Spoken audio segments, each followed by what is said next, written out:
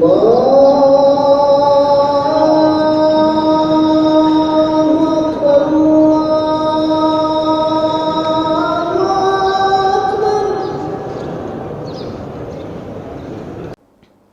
باللہ من الشیطان الرجیم، بسم اللہ الرحمن الرحیم۔ اتل ما اوحی الیک من الکتاب واقم الصلاۃ ان الصلاۃ تنہی عن الفحشاء والمنکر ولذکر اللہ اکبر واللہ یعلم ما تصنعون۔ صدق اللہ العلی العظیم۔ سورہ عنکبوت کا کچھ حصہ 20ویں پارے کے آخر میں گزر چکا، اس کا ما بقیہ 21ویں پارے کے شروع میں، اور اس کی جو پہلی آیت ہے، اس آیت کریمہ میں اللہ رب العزت نے 3 باتوں کا خاص حکم دیا ہے۔ ایک تلاوت کتاب، دوسرا قیام صلاۃ نماز قائم کرنا، اور تیسرا اللہ کا ذکر کرنا۔ یہ تینوں احکام ایسے ہیں جس کا تمام امتوں نے بہت زیادہ اہتمام کے ساتھ پابندی کی ہے۔ اس امت کے بھی خصوصاً اولیاء اللہ نے جن 3 نفلی عبادات کو کثرت سے کیا ہے، وہ تینوں اس آیت میں جمع ہیں۔ ایک تلاوت قرآن پاک، دوسرا نماز، اور تیسرا اللہ کا ذکر۔ اس میں پہلی بات جو تلاوت ہے، اس کے بارے میں بظاہر خطاب تو نبی کریم صلی اللہ علیہ وسلم کو ہے، لیکن دراصل اس میں پوری امت کو یہ حکم دینا مقصود ہے کہ اتل ما اوحی الیک من الکتاب، کتاب میں سے جو بھی نازل کیا گیا اس کی آپ تلاوت کی۔ تلاوت کلام پاک یہ ایک ایسی چیز ہے جو انسان کی روح کو جلا بخشتی ہے، اور اس سے یقیناً روحانیت کا بہت زیادہ فائدہ ہوتا ہے۔ اس کو بار بار پڑھنے کے باوجود اس کی حلاوت، مٹھاس، شیرینی میں ذرہ برابر کمی نہیں آتی۔ یہ قرآن پاک کا اعجاز ہے، معجزہ ہے کہ اللہ کی اس کلام کو بار بار چاہے سمجھ کر پڑھیں چاہے بغیر سمجھے پڑھیں، ہر طرح سے پڑھنے سے انسان کی اس کے اندر دلچسپی کا سامان بڑھتا ہی جاتا ہے۔ کبھی بھی یہ نہیں دیکھا گیا کہ اس کتاب کو پڑھنے والا اکتاہٹ کا شکار ہو کر کہے کہ میں نے اتنی دفعہ اس کو پڑھ لیا، اس کتاب کو تو میں نے 10 دفعہ پڑھ لیا، 50 دفعہ پڑھ لیا، اب تو بس۔ ایسا نہیں ہے۔ جبکہ اس کے علاوہ دیگر جتنی بھی کتابیں ہیں ان کو پڑھنے والے اکتاہٹ کا شکار ہو جاتے ہیں اور کہتے ہیں اب 1 دفعہ 2 دفعہ 5 دفعہ ہم پڑھ چکے ہیں، اب اس کو بار بار نہیں پڑھا جا سکتا۔ دوسری چیز جس کا حکم اس آیت میں ہے، فرمایا نماز قائم کرو، اور ساتھ ایک نماز کا بڑا اہم فائدہ نسخہ دیا گیا۔ فرمایا نماز کا فائدہ یہ ہے کہ یہ بے حیائی اور بری باتوں سے روکتی ہے۔ یہاں پر حقیقت تو وہی ہے جو حکیم و خبیر ذات اللہ تعالیٰ نے بیان فرمائی کہ نماز بے حیائی اور برائی کے کاموں سے روکتی ہے، لیکن جب ہمیں اس کے ثمرات اور نتائج وہ نظر نہیں آتے تو بہت سارے لوگوں کو شبہ ہونے لگتا ہے کہ اللہ تعالیٰ فرماتے ہیں نماز تو بے حیائی برائی سے روکتے ہیں، جبکہ ہمارے نمازی تو ایسا نہیں کر رہے۔ یا ہم خود اپنے آپ کو دیکھتے ہیں کہ میں تو نماز بھی پڑھتا ہوں لیکن گناہوں سے تو نماز نہیں روک رہی۔ نماز بے حیائی اور برائی کے کاموں سے روک دیتی ہے، تو روکنے کا کیا مطلب ہے اور ہم کیوں نہیں روک رہے؟ تو اس سلسلے میں حضرات مفسر نے ایک پہلی بات تو یہ فرمائی کہ پہلی بات تو یہ ہے کہ اپنی نماز پہ غور کرو۔ کیا آپ کی نماز اس درجے کی ہے کہ جو آپ کو بے حیائی اور برائی کے کاموں سے روکے؟ نماز کے تمام آداب و شرائط کا آپ نے لحاظ رکھا ہے؟ اس لیے فرمایا کہ نماز کے اندر 3 صفات ہیں۔ ایک نماز کی صفت یہ ہے کہ اس کے اندر اخلاص کامل ہو، دوسری صفت یہ ہے کہ اللہ کی خشیت اور خوف کامل ہو، تیسری صفت یہ ہے کہ اس میں اللہ کا ذکر کیا جائے اور اللہ کو یاد رکھا جائے۔ اب یہ تینوں صفات والی نماز جب ہم قائم کریں گے تو یہ ضرور ہمیں برائی سے روکے گی بھی اور نیکی کا حکم بھی کرے گی۔ دوسری بات یہ ہے، نماز کے بے حیائی اور برائی کے کاموں سے روکنے کا مطلب یہ ہے کہ نماز کی اپنی کیفیت اور حالت تو ایسی ہے کہ یہ برائی سے روکتی ہے۔ جیسے اللہ تعالیٰ نے حکم دیا ہے کہ ان اللہ یأمر، بالکل اللہ تعالیٰ حکم دیتے ہیں ان اللہ یأمر بالعدل والاحسان وایتاء ذی القربی، اللہ تمہیں حکم دیتا ہے، عدل کا حکم دیتا ہے، احسان کا حکم دیتا ہے، قریبی رشتہ داروں کے ساتھ حسن سلوک کا، اور اللہ تمہیں منع کرتا ہے وینہی عن الفحشاء والمنکر والبغی، فرمایا کہ برائی کے کاموں سے، بے حیائی کے کاموں سے اور ظلم و سرکشی کے کاموں سے اللہ تمہیں منع کرتا ہے، روکتا ہے۔ تو جیسے ان الصلاۃ تنہا ہے، اس طرح ان اللہ یامر بالعدل اور وَيَنْهَا عَنِ الْفَحْشَاءِ، اللہ بھی تو منع کر رہا ہے بے حیائی سے، ہم منع کرنے کے باوجود نہیں روک رہے، تو اس میں یہ نہیں کہا جائے گا کہ بھئی اللہ تعالیٰ نے منع ہی نہیں کیا۔ اسی طرح نماز منع کرتی ہے کا مطلب نماز اپنی کیفیت کے اعتبار سے لوگوں کو روکتی ہے، منع کرتی ہے۔ اگر نماز کی اس کیفیت کا استحضار ہو کہ ہم خالق مالک سے بات کر کے آ رہے ہیں، اللہ سے ہم نے گفتگو کی ہے، شہنشاہ کے دربار میں ہم حاضر ہوتے ہیں، پھر جاتے ہیں، پھر گناہ کر کے پھر اسی کے دربار میں آنا ہے، اگر یہ حالت، یہ کیفیت اللہ کی تقدس والی، بزرگی والی کیفیت کو سامنے رکھا جائے تو نماز ضرور بے حیائی اور برائی کے کاموں سے روکتی ہے۔ ہم رکتے نہیں ہیں، نماز تو روکتی ہے، ہم نہیں رکتے، تو اس لیے نماز کے روکنے میں کوئی شبہ نہیں۔ تیسری اور اہم بات یہ ہے کہ جو بہت ہی آسان بات ہے کہ نماز آدمی کو بے حیائی برائی کے کام سے روک دیتی ہے، کا مطلب یہ ہے کہ نماز اتنی کثرت سے پڑھو کہ جتنی دیر نماز میں رہو گے اتنی دیر تو تمہیں نماز برائی اور بے حیائی کے کاموں سے روک دے گی۔ جب آپ نماز میں مشغول ہوں گے تو نہ تو آپ کی آنکھیں غلط دیکھ رہی ہوں گی، جب آپ نماز میں مشغول ہوں گے زبان غلط نہیں بول رہی ہوگی، آپ کا دل و دماغ غلط نہیں سوچ رہا ہوگا، اور سوچنا نہیں چاہیے، نماز میں ہی دل و دماغ کو رہنا چاہیے۔ تو جتنی دیر آپ نماز میں رہیں گے نماز نے آپ کو برائی و بے حیائی سے روک دیا ہے۔ یہ معنی ہے کہ نماز ضرور آدمی کو بے حیائی و برائی سے روک دیتی ہے۔ تو اصل بات یہ ہے کہ نماز کو ایک تو جاندار و شاندار بنایا جائے، اور دوسری بات یہ ہے کہ نماز کثرت سے پڑھی جائے، اور تیسری بات یہ ہے کہ نماز کے تعلق کو پھر ہمیشہ کے لیے بحال رکھا جائے۔ ہم حقیقت یہ ہے کہ نماز کا تعلق صرف مسجد تک یا نماز والے مصلی تک رکھتے ہیں، نماز کے اس تعلق کو لے کر ہم بازار میں، تجارت میں، اپنے معاشرتی معاملات و اخلاق میں اپنی نماز کو بالکل بھلا دیتے ہیں، خاموش کر دیتے ہیں، جس کی وجہ سے ہماری زندگی میں نماز کی کوئی جھلک نظر نہیں آتی۔ اس کے بعد اللہ رب العزت نے اس صورت میں نبی کریم صلی اللہ علیہ وسلم کی صداقت کو ایک بہت بڑی وزنی دلیل کے ذریعے سے ثابت فرمایا۔ وہ یہ کہ آپ علیہ الصلوۃ والسلام اللہ کے نبی اور رسول ہیں۔ دلیل یہ ہے کہ آپ امی ہیں، آپ نے کسی سے پڑھنا لکھنا نہیں سیکھا۔ اگر لکھنا پڑھنا جانتے ہوتے تو باطل پرست شک کرتے کہ شاید آپ صلی اللہ علیہ وسلم نے پہلی کتابوں سے کہیں چھپ کر علوم حاصل کیے، اور اب آپ ان کو تروڑ موڑ کر ملا جلا کے ایک نئی بات پیش کر کے کہہ رہے ہیں یہ میرے اوپر کتاب نازل ہوئی۔ تو صداقت کی اس واضح اور زندہ دلیل کے باوجود منکرین پھر بھی اعتراض کرتے ہیں کہ ہم جن معجزات کا مطالبہ کرتے ہیں آپ کیا تو وہ کیوں نہیں ظاہر ہوئے؟ تو اللہ تعالیٰ اس کا جواب میں فرماتے ہیں کہ اے پیغمبر صلی اللہ علیہ وسلم آپ ان کو جواب دے دیں کہ آیات و نشانیوں کا ظاہر کرنا اللہ کے اختیار میں، البتہ یہ کہ ماننے کے لیے اور سمجھنے کے لیے تو کوئی سا بھی معجزہ اور کوئی بھی نشانی آ جائے تو وہی کافی ہے۔ اس سلسلے میں اللہ تعالیٰ نے جو ایک بہت بڑا معجزہ اور بہت بڑی نشانی اتاری ہوئی ہے، کیا تمہیں اس سے ہدایت حاصل نہیں ہو رہی؟ اور وہ معجزہ قرآن ہے۔ قرآن ایسا معجزہ ہے کہ کئی معجزوں پر حاوی معجزہ ہے۔ قرآن تو معجزوں کا معجزہ ہے، اس کی موجودگی میں کسی دوسرے معجزے کا مطالبہ کرنا ہی عناد، ضد اور جہالت کی دلیل، اور ان کی جہالت کا یہ حال ہے کہ بس اوقات وہ خود عذاب کا مطالبہ کرنے لگتے ہیں۔ ایسے لوگوں کو بلا راہ ہدایت پہ لانے کے لیے کسی نشانی سے کہاں فائدہ ہوگا؟ جو قرآن جیسے معجزے کو نہیں مانتے، جو معجزہ ہی نہیں بلکہ معجزہ گر ہے، ایسے لوگوں کو پیدا کر دیتا ہے جو معجزانہ شان کی نوعیت رکھتے ہیں، معجزانہ اخلاق رکھنے والے لوگ پیدا کرنے والا کلام اللہ کا کلام قرآن ہے۔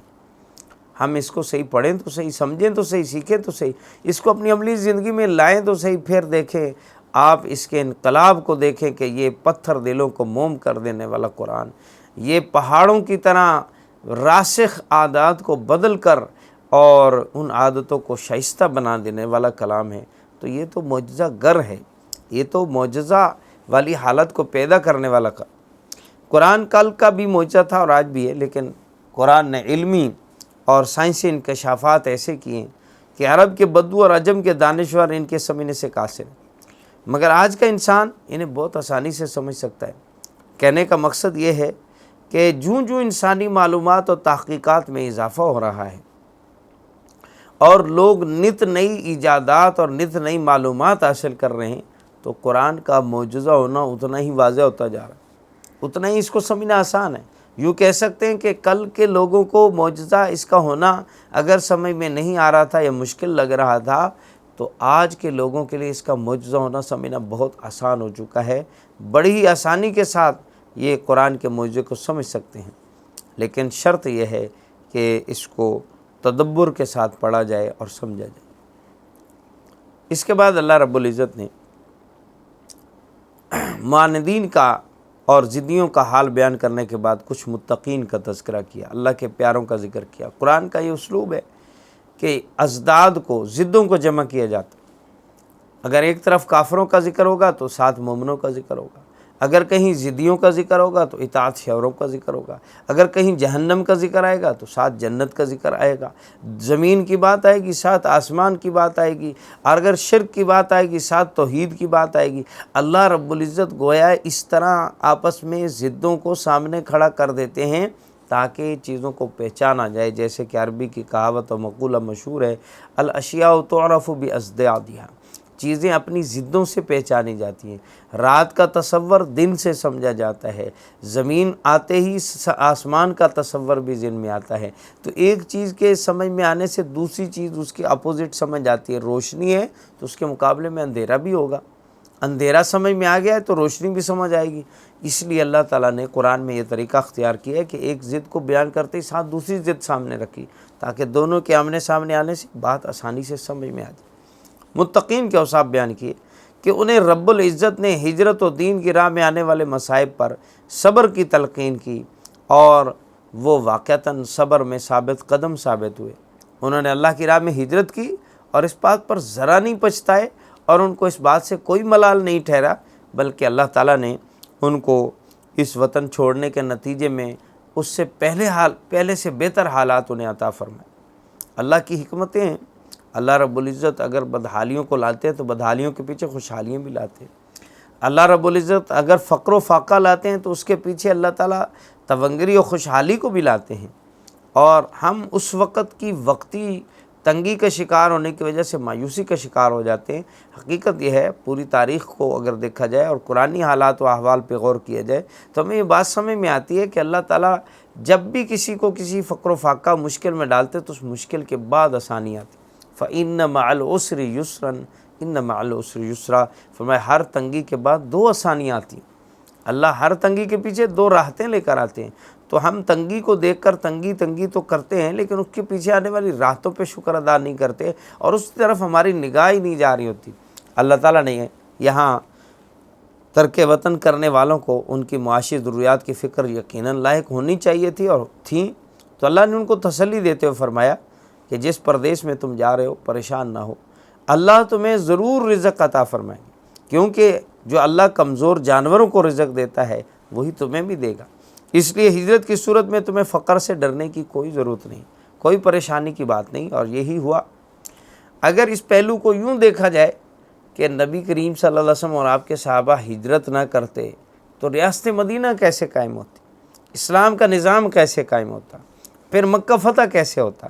مکہ میں رہتے رہتے تو جس حالت میں رہ رہے تھے اور جس طرح وہاں قسم پرشی کا شکار تھے، مظلومیت کا شکار تھے، وہاں تو اپنے دفاع میں ہی رہ جاتے۔ ایک الگ جگہ پہ گئے، ایک آزاد جگہ ان کو میسر آئی، وہاں پہ انہیں پھلنے پھولنے کا موقع ملا، سوچوں کو، افکار کو غلامی کے شکنجے سے آزاد رہ کر سوچنے کا موقع ملا۔ اللہ رب العزت نے وہاں کے حالات موافق کیے، پھر یہی حضرات صحابہ نبی کریم صلی اللہ علیہ وسلم کے ساتھ صرف 8 سال کے قلیل عرصے میں کئی جنگیں پہلے لڑ چکے تھے، اور 8 سال کے قلیل عرصے کے بعد تو فاتحانہ طور پہ مکہ میں داخل ہو رہے تھے۔ تو یہ فاتحانہ مکہ میں داخلہ دراصل یہ اس ہجرت کا مرہون منت ہے جو صحابہ نے اپنے گھر بار چھوڑ کر اور بالکل خالی ہاتھ مدینہ کا رخ کیا ہے۔ اس وقت کہاں نظر آ رہا تھا یہ بات کہ یہ چل کر آگے فاتحین عالم بنیں گے اور فاتحین مکہ بنیں گے، اور پھر احد اور حنین کی لڑائیاں لڑنے والے ہوں گے، اور آگے چل کر تبوک میں رومیوں کو للکاریں گے۔ ان کے بارے میں کہاں کہا جا سکتا تھا؟ یہ اللہ کی قدرت ہے۔ تو اللہ تعالیٰ تسلی دیتے ہوئے یہاں فرماتے ہیں پریشان نہ ہو، تمہارے رزق کا معاملہ اللہ کے سپرد ہے۔ وہ اللہ جو پرندوں کو کھلاتا ہے، وہ اللہ جو جانوروں کو کھلاتا ہے، وہ ضرور تمہیں بھی وہاں پر رزق عطا فرمائے گا۔ بلکہ ہجرت کو خود اس بات میں دخل قرار دیا گیا کہ اگر کسی کو کسی مقام پہ بہت زیادہ تنگی ہے اور فقر کا معاملہ ہے تو اسے چاہیے کہ ہجرت کرے۔ اللہ ہجرت کی برکت سے اس کی نصرت فرمائیں گے، اور اس کو دوسری جگہ پر بہتر رزق عطا فرمائیں گے۔ اور اگر وہاں ہجرت کرنے سے بھی اس کا رزق بہتر نہیں ہوا تو تیسری جگہ ہجرت کر۔ ہجرت سے اللہ تعالیٰ رزق کو بڑھا دیتے۔ ہجرت کی اپنی یہ خصوصیت گویا ہے۔ اور اس صورت کے آخر میں اللہ تعالیٰ فرماتے ہیں، اس صورت کا جو بالکل لب لباب ہے اور نچوڑ ہے اس کو بیان فرماتے ہیں کہ جو لوگ ہمارے لیے مجاہدہ کرتے ہیں ہم انہیں ضرور اپنے راستے دکھا دیتے ہیں، اور بے شک اللہ نیکوکاروں کے ساتھ ہے۔ والذین جاہدوا فینا لنہدینہم سبلنا، جو ہمارے لیے مشقتیں برداشت کرتے ہیں، والذین جاہدوا فینا ای فی اللہ، اللہ کے لیے، اللہ کے دین میں جو اپنا مجاہدہ اور اپنی کوششیں محنتیں صرف کر دیتے ہیں، اللہ تعالیٰ ان کے لیے راہیں کھول دیتے ہیں۔ صرف راستہ نہیں کھولتے، راہیں کھول دیتے ہیں۔ پہلے وہ سمجھ رہے ہوتے کہ ہر طرف راستے مسدود ہیں، لیکن جو جد و جہد کے لیے کوشش کر گزرتے ہیں تو پھر اللہ تعالیٰ ایک نہیں کئی راستے کھول دیتے ہیں۔ لیکن اس کے لیے پہلا قدم اٹھانا، اس تنگی میں اور اس تمام تر حالات کی بندش نظر آنے کے باوجود پہلا قدم ہماری طرف سے اٹھانا شرط ہے۔ اس کے نظیر و مثال حضرت یوسف علیہ السلام والا وہ واقعہ بھی ذہن میں لائیے کہ جب 7 کمروں میں وہ بند تالے لگے ہوئے دیکھ رہے تھے، اب اگر وہ یہ کہتے کہ پہلے تالا کھلا نظر آئے، راستہ کھلا نظر آئے پھر میں چلوں، ایسا نہیں ہے، بلکہ انہیں قدم اٹھانا پڑا، دوڑ کر جانا پڑا۔ جب جاتے ہیں دروازے کے پاس تو اللہ تعالیٰ راستہ کھول دیتے ہیں ان کے لیے۔ اسی طرح ہمیں بھی مصائب کے بند دروازوں کے باوجود ہمیں قدم بڑھانا ہوگا، اور جب ہم قدم بڑھا دیں گے تو اللہ تعالیٰ ہمارے لیے راہیں کھول دیں گے۔ اور جو لوگ اللہ کو راضی کرنے کے لیے اپنے نفس و شیطان اور دشمنان دین کے ساتھ جہاد کرتے ہیں، اللہ تعالیٰ انہیں دین اور دنیا دونوں کی سعادتیں اور آخرت کی سعادتیں ان کو ضرور عطا فرماتے ہیں۔ اللہ کا اس آیت میں وعدہ ہے۔ یہاں پہ سورہ عنکبوت مکمل ہو جاتی ہے، اور اس کے بعد ہے سورہ روم۔ سورہ روم یہ مکہ میں نازل ہوئی ہے، اور اس میں ایک پیشن گوئی سے سورت کا آغاز ہوتا ہے کہ رومیوں کے غالب ہونے کی اللہ نے پیشن گوئی۔ واقعہ یہ پیش آیا تھا کہ رومی اس وقت مغلوب ہو گئے تھے، اور فارس یعنی ایران کے جو رہنے والے لوگ تھے، مجوسی تھے ایران کے، وہ ان رومی عیسائیوں پر غالب آ گئے، اور مجوسی ہونے کی وجہ سے وہ بھی چونکہ غیر اللہ کی پرستش کرنے والے تھے تو مشرکین کی ذاتی دلچسپیاں ان فارسیوں ایرانیوں کے ساتھ تھیں، اور مسلمانوں کا دلی کھچاؤ روم کے عیسائیوں کے ساتھ تھا، چونکہ وہ اہل کتاب ہیں اور اللہ کے ماننے والے ہیں۔ یہ اللہ کے ماننے والے ہیں، وہ غیر اللہ کو ماننے والے ہیں۔ غیر اللہ کو ماننے والے آپس میں ایک دوسرے کے ساتھ جو ہے وہ ان کی ذہنی اور دلی ہمدردیاں رکھتے ہیں، اور جبکہ اللہ کو ماننے والے آپس میں ایک دوسرے کے ساتھ ہمدردی رکھتے ہیں۔ ان ہمدردیوں کی وجہ سے حضرات صحابہ کو مشرکین اس بات پر طعن و تشنیع کرنے لگے کہ جیسے یہ مجوسی جو ہیں وہ غالب آ گئے ہیں آتش پرست ہونے کے باوجود، اسی طرح ہم بھی تم پر غالب رہیں گے، کیونکہ دیکھو اللہ کو ماننے والے رومی تو مغلوب ہو گئے۔ اللہ تعالیٰ نے سورہ روم نازل فرمائی، اور اس میں اللہ تعالیٰ نے یہ پیشن گوئی فرمائی کہ ان قریب رومی غالب آئیں گے، اور بہت تھوڑے سے سالوں میں۔ بیضع سنین قرآن میں لفظ استعمال ہوا، اور لفظ بیضع کا اطلاق 3 سے لے کر 9 تک ہوتا ہے۔ تو حضرات صحابہ نے اس پیشن گوئی کے بعد ان کو چیلنج کر دیا کہ 9 سال کے قلیل عرصے کے اندر رومی ضرور غالب آئیں گے۔ چنانچہ حضرت صدیق اکبر رضی اللہ عنہ نے تو اس پر شرط بھی لگا لی، اور 9 سال میں جب یہ غالب آئیں گے تو اسی دن جس دن رومی غالب آئیں گے مسلمان بھی اس وقت کوئی خوشی منا رہے ہوں گے، کسی بات کی خوشی اہل ایمان کو بھی ہوگی۔ یہ 2 پیشن گوئیاں اکٹھی ہو گئی کہ ایک طرف رومی غلبہ حاصل کریں گے، دوسری بات مسلمانوں کو بھی کوئی غلبہ حاصل ہوگا جس کی خوشی منا رہے ہوں گے۔ قرآن کریم کے وجوہ اعجاز میں سے ایک اہم وجہ اس کی پیشن گوئیاں بھی ہیں کہ قرآن میں ایسی پیشن گوئیاں کی گئی کہ یہ کام ہو کر رہے گا، اور ویسا ہی ہوا۔ جیسے پیشن گوئی ہوئی تھی اللہ نے وہ پوری کر دی۔ ظاہر ہے کہ ایسی پیشن گوئی انسان نہیں کر سکتا، اللہ ہی کر سکتے۔ تو یہ پیشن گوئی بھی اللہ نے پوری کی۔ اس پیشن گوئی کا پورا ہو جانا انتہائی غیر معمولی، غیر عادی واقعہ تھا، اس لیے کہ جس وقت قرآن نے یہ خبر دی تھی اس وقت رومی بالکل پسپائی کا شکار ہو چکے تھے، اور فارسی ان پہ ہر طرح سے غالب آ کر، اور رومیوں کا جو بادشاہ ہرقل تھا اس نے پسپائی اختیار کرتے ہوئے ہر ذلت کو اپنے لیے قبول کر لیا تھا، اور وہ بھاگ کر فرار ہو گیا تھا، اور اس کا کچھ پتہ نہیں چل رہا تھا، ہر طرف غدر مچا ہوا تھا۔ تو یہ کہا نہیں جا سکتا تھا کہ اب 9 سال کا عرصہ ارے پسپا اور غلامی کی ذہنیت کی دلدل میں چلی جانے والی قومیں تو صدیوں بعد جا کر پھر غلبہ حاصل کیا کرتی.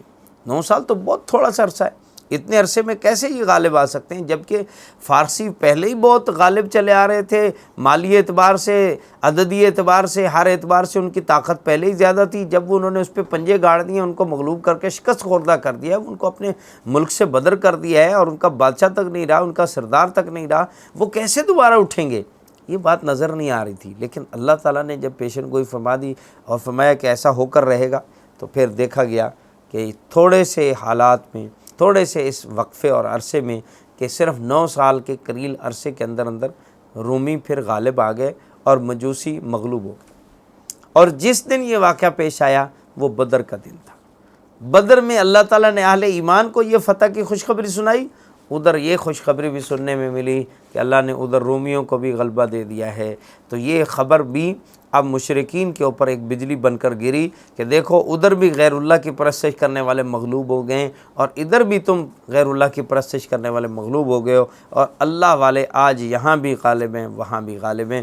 اللہ تعالیٰ نے یہ بات دکھا دی. اور پھر اس کے بعد اس صورت میں اللہ تعالیٰ نے اس مارکے کی حقیقت بتائی کہ یہ مارکہ کوئی صرف یہاں 2 فوجوں کے درمیان نہیں ہے. دراصل یہ مارکہ بہت لمبا ہے. اس مارکے کے 2 فریق ہیں، ایک کو حزب اللہ کہا جاتا ہے اور دوسرے مارکے کے فریق کو حزب الشیطان کہا جاتا ہے. ایک شیطان کا گروہ ہے جو غیر اللہ کی پرستش کراتا ہے، جو اللہ کے مقابلے میں لاتا ہے، اور ایک اللہ کا گروہ ہے، اور اللہ نے وعدہ کیا ہے کہ اللہ کا گروہ ہی ہمیشہ غالب آئے گا. اللہ کا گروہ ہمیشہ غالب رہے گا، بشرطے کہ اللہ کے گروہ والے اپنے اندر وہ ایمانی صفات پیدا کر لیں جس کا اللہ تعالیٰ نے ان سے وعدہ کیا ہے کہ ان ایمانی صفات کے اوپر اللہ تعالیٰ ان کو غلبہ دیں گے. تو کفر و ایمان، حق و باطل کے درمیان یہ مارکہ ہمیشہ جاری رہے گا جب تک کہ وہ دن نہیں آ جاتا جس دن میں اللہ فیصلہ کر دے. وہ فیصلے کا دن قیامت کا دن ہے، جس دن میں فیصلہ فرما کر اللہ تعالیٰ اہل ایمان کو جنت کی جگہ میں اور کافروں کو عذاب کی جگہ میں ڈال دیں گے. اس کے بعد اس صورت کے اندر اللہ تعالیٰ نے اپنے وجود و عظمت کے کچھ دلائل ذکر کیے ہیں، اور ان دلائل کو اللہ نے اپنی وحدانیت و توحید کی دلیل قرار دیا ہے. ان میں سب سے پہلی چیز کہ اللہ تعالیٰ ایک چیز کو اس کی ضد سے پیدا کر دیتے ہیں. اللہ کو یہ قدرت ہے کہ وہ ضدوں سے ضدوں کو پیدا کرتے ہیں. مثلاً مردہ کو زندہ سے پیدا کرتے ہیں، زندہ کو مردہ سے پیدا کرتے ہیں، نطفے سے انسان کو پیدا کرتے ہیں، انسان سے نطفے کو پیدا کرتے ہیں، بیج سے درخت کو پیدا کرتے ہیں، درخت سے بیج کو پیدا کرتے ہیں، انڈے سے مرغی کو پیدا کرتے ہیں، مرغی سے انڈا کو پیدا. یہ ایک سلسلہ ہے، اور یہ ایک چیز کی ضد سے اس دوسری چیز کو بنانا، یہ صرف اللہ کی کاریگری، بندوں کے پاس نہیں. بندوں کے اندر، ایجادات کے اندر یہ ہوتا ہے کہ جس قسم کا یہ مٹیریل لگاتا ہے ویسی چیز بنتی ہے. مٹیریل عمدہ ہے چیز اچھی بنے گی، مٹیریل گندا ہے، خسیس گھٹیا ہے تو چیز بھی گھٹیا بنے گی. یہ ہے بندوں کی کاریگری. اللہ کی کاریگری یہ کہ اللہ نطفے جیسے ذلیل حقیر چیز سے اشرف المخلوق انسان کو پیدا کرتے ہیں. اللہ کی کاریگری یہ ہے کہ ہرن کے ناف میں جو خون ہوتا ہے اس سے اللہ تعالیٰ کستوری جیسی خوشبو کو پیدا کرتے ہیں. خون نجس اور گندی اور ناپاک چیز ہے، جبکہ کستوری جو خوشبو ہے عمدہ قسم کی، سب سے عمدہ قسم کی خوشبو قرار دی جاتی. تو یہ اللہ کی کاریگری ہے، اللہ رب العزت کی یہ قدرت کی دلیل ہے. تم اس اللہ پہ ایمان لاؤ اور اس کی وحدانیت کو مانو. اسی طرح اس کی دوسری دلیل فرمایا انسان کو اللہ تعالیٰ نے بے جان مٹی سے پیدا کیا. انسان کو مٹی سے بنایا، یہ بھی اللہ کی قدرت کی کاریگری ہے. مٹی سے کیسے بنایا؟ یا تو آدم علیہ السلام کو مٹی سے بنایا، اس وجہ سے ساری انسانیت مٹی سے بنی. اور دوسرا یہ کہ انسان کا جو خمیر ہے، انسان کا جو وجود نطفے سے حاصل ہوتا ہے، وہ انسان کو مٹی کے اجزاء سے ملنے والی غذاؤں سے حاصل ہوتا ہے. تو اس اعتبار سے ہر انسان ہی مٹی سے بنا ہے، کیونکہ اس کی غذائی اور جسمانی ضروریات مٹی سے پوری ہوتی. اسی طرح اللہ رب العزت نے اپنی قدرت کی تیسری دلیل یہ بیان فرمائی کہ دیکھو اللہ وہ ہستی ہے جس نے تم میں سے تمہارے جوڑے، تمہاری بیوی کو پیدا کیا، اور پھر میاں بیوی کے درمیان میں محبت اور مودت کو پیدا فرمایا، رحمت اور مودت پیدا کر دی. یہاں 2 لفظ استعمال کیے، ایک مودت اور ایک رحمت. مودت سے مراد محبت ہے. اللہ تعالیٰ نے میاں بیوی کے رشتے میں اگرچہ ایک دن پہلے وہ ناواقف ہوں، ایک دوسرے متعارف ہی نہ ہوں، لیکن رشتہ ازدواج میں منسلک ہونے کے بعد اللہ نے اس میں یہ کشش رکھی، یہ رحمت رکھی کہ ان کے درمیان محبت ہو جاتی۔ اور لفظ دو استعمال کیے، ایک محبت کا، دوسرا رحمت کا۔ اور اس سے حضرات مفسرین یہ بھی نتیجہ نکالتے ہیں کہ میاں بیوی کے اس رشتے میں ابتدا میں محبت کا غلبہ ہوتا ہے، آخر میں رحمت اور ترس کھانے کا غلبہ ہوتا ہے۔ یعنی جب وہ بڑھاپے کی دہلیز کو پہنچ جاتے ہیں تو تب بھی ان کے درمیان محبت ہوتی ہے، لیکن بطور رحمت و ترس کھانے کے۔ ابتداءً میں محبت غالب ہوتی ہے، آخر میں رحمت غالب ہوتی ہے۔ اللہ فرماتے ہیں یہ اللہ کی ہستی ہے جس نے ان دو انسانوں کے درمیان میں باوجود پہلے دوریاں ہونے کے اور نوع مختلف ہونے کے ایسی نکاح کی برکت سے محبت ڈال دی ہے کہ وہ ایک دوسرے کے بہت زیادہ قریب ہو کر ایک دو قالب ایک جان ہو جاتے ہیں، ایک دوسرے کا جسم کا حصہ بن جاتے ہیں اور ان کو ایک دوسرے کا لباس قرار دیا گیا ہے۔ اسی طرح چوتھی اللہ تعالیٰ کی وحدانیت کی دلیل فرمایا دیکھو اللہ وہ ہے جس نے آسمان و زمینوں کو جو کچھ اس کے اندر ہے پیدا کیا، اور پھر اس کے اندر اتنی انواع و اقسام اس کے اندر رکھی ہیں۔ انسانوں کے دیکھیں تو ان کی زبانیں مختلف، ان کے رنگ مختلف، کوئی عربی ہے، کوئی فارسی ہے، کوئی انگریزی ہے، کوئی زبان بول رہا ہے۔ انسانوں کی رنگتیں مختلف، شکلیں مختلف، ان کے قد کاٹ ہر اعتبار سے ان کو اتنی انواع و اقسام میں تبدیل کیا، یہاں تک کہ سب سے چھوٹی چیز پہ جا کے اگر بات ختم کریں تو وہ یہ کہ انسانوں کے آپس میں انگلیوں کے پوروں پر جو نشان ہیں یہ ایک دوسرے سے مختلف، ہزاروں نہیں لاکھوں کروڑوں اربوں انسانوں کو جمع کرو اور سب کے فنگر پرنٹس لو تو سب کے فنگر پرنٹس جدا ہیں۔ وہ کون ذات ہے جو اتنے سے چھوٹے سے حصے میں اتنی تبدیلی لاتی ہے کہ ہزاروں لاکھوں انسانوں کے آپس میں اتنی سی جگہ کے اندر کی لکیریں آپس میں نہیں ملتی، اتنی نوعیت، اتنا انواع و اقسام کا میٹیریل اس کے پاس موجود ہے۔ کون ہے وہ ہستی اور وہ ذات؟ وہ اللہ کی ذات ہے، تو اس پہ ایمان لاؤ اور اس کی وحدانیت کو مانو۔ پانچویں دلیل فرمائے رات اور دن میں نیند کے ذریعے انسان کو اللہ سکون عطا فرماتے ہیں۔ انسان کے جسم کی جو مشین ہے، اس مشینری کے کام کاج کے بعد بھی ایک وقت ایسا آتا ہے کہ تھکاوٹ کا شکار ہو کر اس مشینری کو اب ٹیوننگ کی ضرورت ہوتی ہے۔ اس کی ٹیوننگ اللہ تعالیٰ نے نیند میں رکھی ہے۔ نیند کے بعد ساری تھکاوٹ دور ہونے کے بعد انسان تازہ دم ہوتا ہے، تو اللہ تعالیٰ فرماتے ہیں شکر کرو اس ذات کا جس نے تمہارے لیے نیند کو بنایا اور نیند کے ذریعے تمہیں سکون عطا کیا۔ چھٹی دلیل فرمایا آسمان پہ بجلی چمکتی ہے جس سے دل میں خوف بھی پیدا ہوتا ہے اور امید بھی پیدا ہوتی ہے، پھر بارش برستی ہے اور بارش برسنے کے ذریعے سے اللہ تعالیٰ مردہ و بنجر بے آباد زمین کو آباد کر کے زندہ کر دیتے۔ اور ساتویں دلیل فرمایا ارض و سما کا مستحکم نظام وجود باری تعالیٰ کی زندہ دلیل ہے۔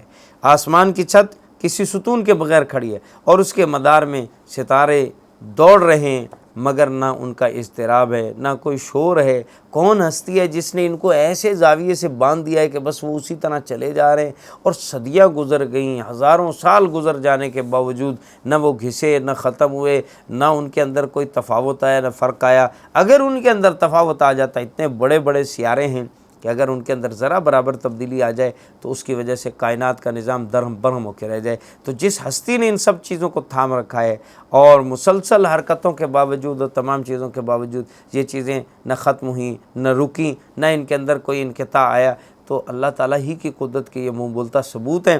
جو ہستی ان سارے نظاموں کو بنانے اور چلانے والی ہے وہی اس لائق ہے کہ اس کو سجدہ کرو، اس کے سامنے جھک جاؤ اور اپنی خواہشیں اس کے سامنے مٹا دو، اس سے بنا کر رکھو، اور اس سے بنا کر رکھنا یہ کہ اس کے نظام کو مانو، اس کے نظام کے مطابق چلو، اس سے وہ خوش ہوگا اور وہ راضی ہوگا، تمہارے کام بنا دے گا۔ اس کے بعد یہ صورت بتاتی ہے کہ ہر زمانے میں اللہ کا یہ دستور رہا ہے کہ وہ حق کو باطل پر غلبہ عطا فرماتا ہے۔ یہ اللہ تعالیٰ کا بہت بڑا وزنی اصول ہے کہ اللہ ہمیشہ حق کو باطل پر غالب رکھتے ہیں۔ اب یہاں پہ پھر سوال پیدا ہوتا ہے کہ حق کو ہمیشہ غالب رکھتے ہیں، ہم تو دیکھ رہے ہیں کہ مسلمان اس وقت سب سے زیادہ دنیا کے اندر مغلوب ترین قوم، تو ایسا کیوں ہے؟ اس پر بھی اللہ تعالیٰ نے ہماری رہنمائی کی اور فرمایا ضرورت اس بات کی ہے کہ اہل حق اگر مغلوب ہیں تو وہ یہ دیکھیں کیا حق والے حقیقی اوصاف بھی ان کے اندر ہیں یا باطل کے طریقے انہوں نے اپنا رہی ہیں۔ حق والے جب حق والے ہوں گے تو ان کو ضرور غلبہ ملے گا، لیکن اہل حق کو اگر باطل ہی کی صفات نے گھیر لیا ہے تو وہ کیسے غالب آئیں؟ یا کہیں ایسا تو نہیں کہ باطل والوں نے بھی بعض طور طریقے اور اطوار حق والوں کے اپنا لیے ہوں؟ ہو سکتا ہے انہوں نے سچائی، راست بازی، دیانت داری، امانت داری وغیرہ کے وہ اصول جو اسلام کے اور اہل حق کے تھے انہوں نے اپنا لیے ہوں، جیسے کہ اللہ تعالیٰ فرماتے ہیں کہ ان مکہ والوں پر اللہ کا عذاب آ جانا چاہیے تھا، لیکن ان میں اللہ سے معافی مانگنے والے لوگ موجود ہیں جس کی وجہ سے عذاب نہیں آ رہا۔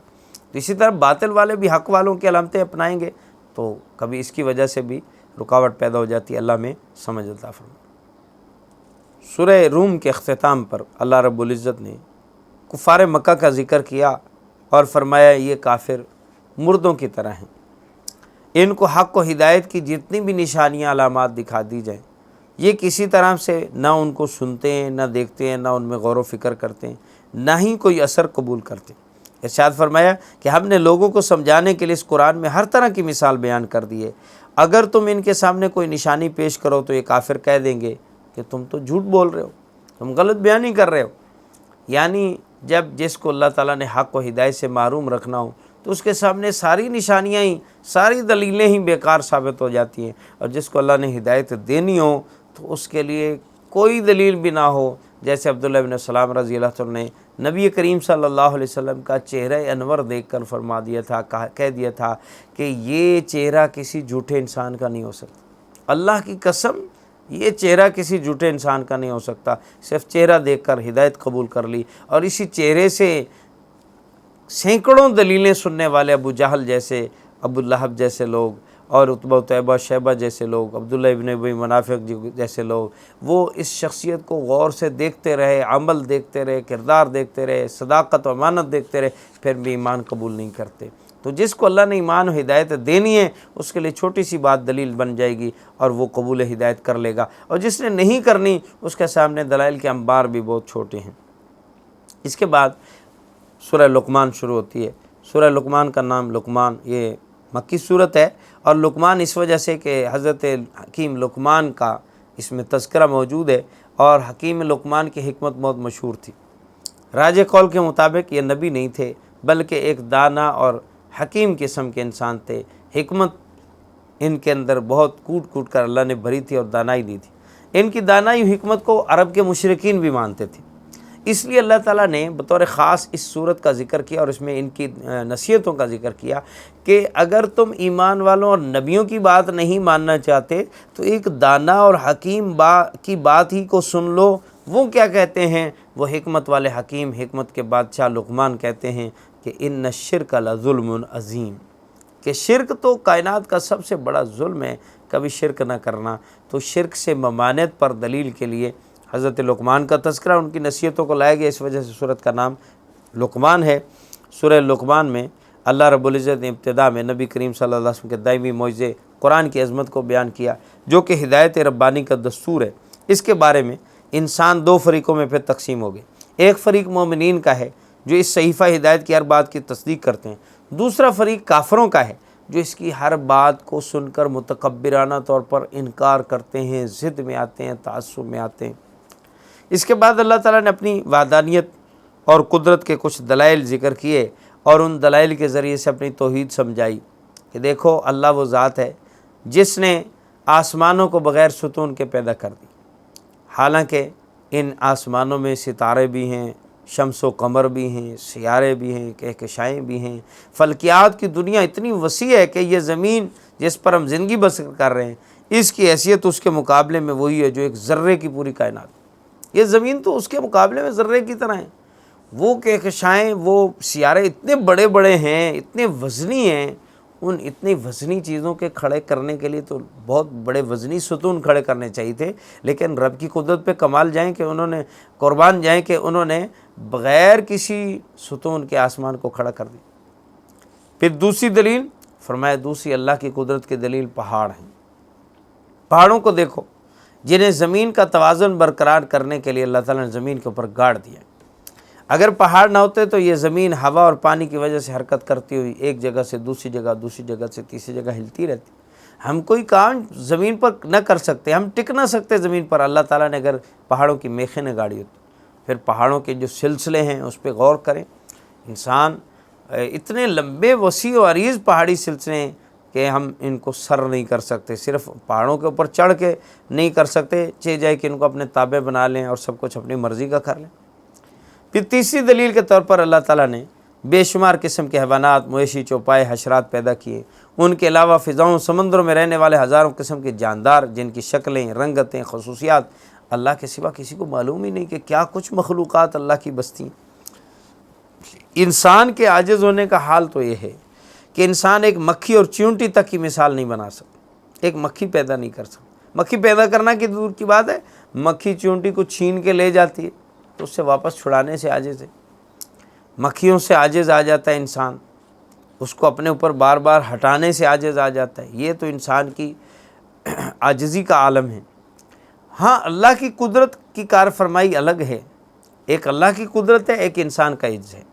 انسان عاجز اتنا ہے کہ مکھی اور مچھر سے عاجز ہے، اور اللہ قادر اتنا ہے کہ اسی انسان کو فضاؤں پہ حکومت دے دے، ہاتھیوں پہ سوار کر دے، شیر پہ اس کو جو ہے وہ قادر کر دے، اور گھوڑے جیسی سواری کو اس کے لیے مسخر کر دے۔ تو یہ دراصل اللہ کا مسخر کرنا ہے۔ ہم جو جہازوں میں پھرتے ہیں، بحری بیڑوں کو لیے پھرتے ہیں، اور بڑے بڑے جانوروں کو اپنے تابع بنائے پھرتے ہیں، تو یہ ہمارا کمال نہیں ہے، یہ اس تابع بنانے والے اللہ کا کمال ہے۔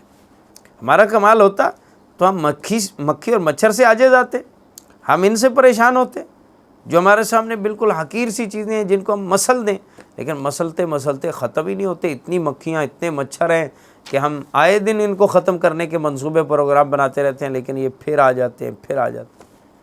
اور نمرود جیسے خدائی کے دعوے داروں نے کہا کہ اللہ اپنی مخلوقات کو بھیج کہ میں ان کے ساتھ اپنی فوج سے مقابلہ کروں گا۔ اللہ نے اپنی کمزور حقیر مچھر جیسی مخلوق کو بھیج کر ان کو تباہ و برباد کر کے رکھ دیا، بتا دیا کہ تم عاجز ہو، اصل قادر ذات اللہ کی۔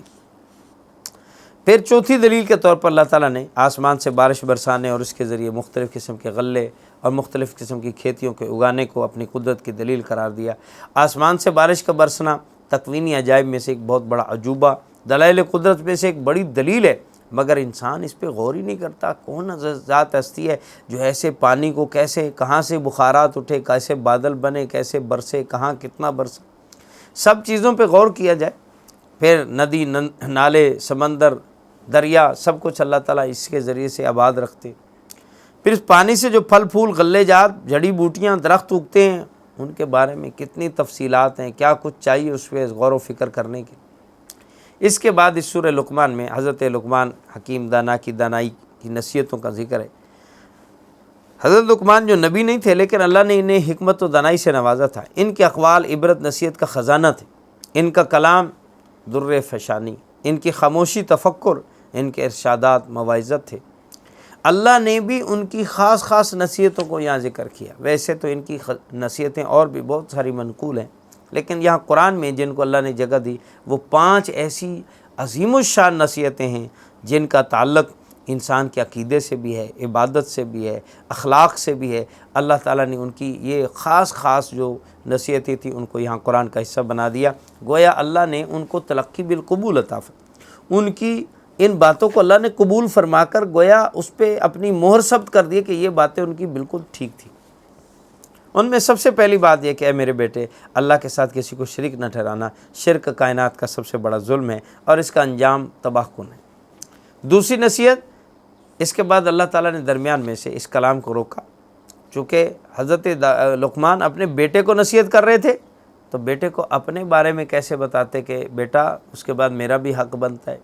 اللہ نے کلام روک دی حضرت لقمان کی، اور بیچ میں اپنی طرف سے ایک کلام کر کے فرمایا کہ دیکھو تم اپنے والدین کے ساتھ حسن سلوک سے پیش آؤ۔